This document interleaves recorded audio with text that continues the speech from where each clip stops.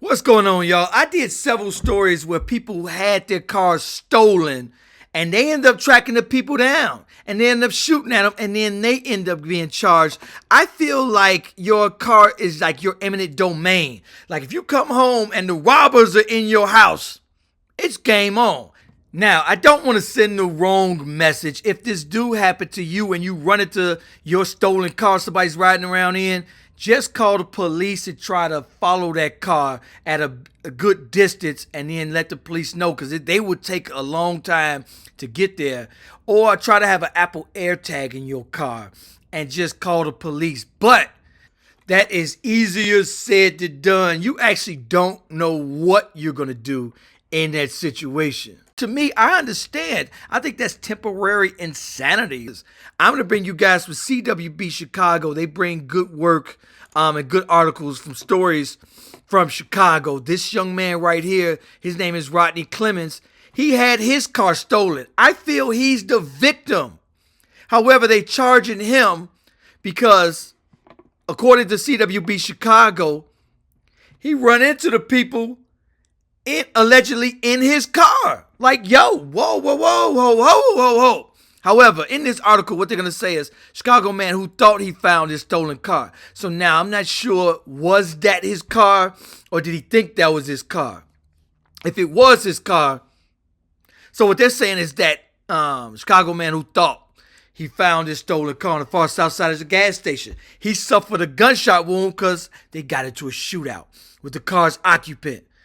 Then he got charged with firing his weapon, according to the courts. The police are saying that he went to Roseland Hospital January 17th. He's only 23 years old. His name is Rodney Clemens. Walked in to be treated for a gunshot wound, according to the Chicago police. He told them he found his stolen Genesis at that BP on 150 West 127th Street. Confronted the people like, hey. And he's saying the people shot at him, allegedly. But however, the police is saying when they reviewed the gas station video, they saw that he arrived in the passenger seat of a Buick. Probably had his partner come take him to go look for his car. Because, man, when somebody works hard, you wake up every day, 7, 8 o'clock in the morning, to go to work just to afford a car. And for some lazy bums to just steal your hard work. You got to deal with what you got to deal with at work all day. The stress of a job just to afford your car. And then for some ignorant bum that don't want to wake up and go to work to steal your car. Clemens arrived in the passenger seat of a Buick. And they saying around noon, he got out and started shooting at them, allegedly, according to the police.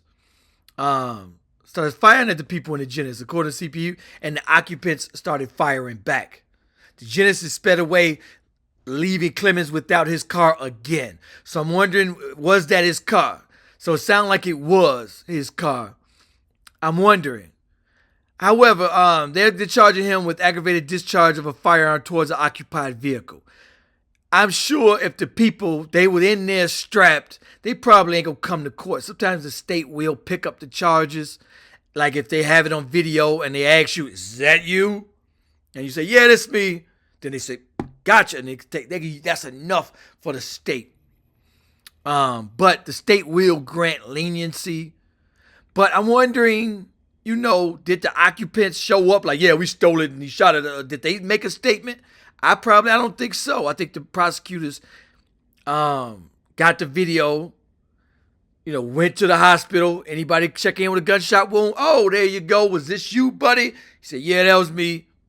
Gotcha. So I'm wondering, was this car stolen? Was this car retrieved? Did they ever, did they retrieve the car? Did they talk to the occupants of that vehicle?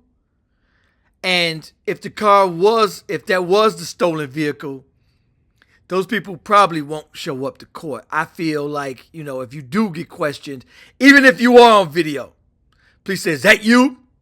Lawyer. Because, yeah, it looks like you. This is you. Lawyer. Because you can say, no, that wasn't me. Like I say, everybody got 7 twins.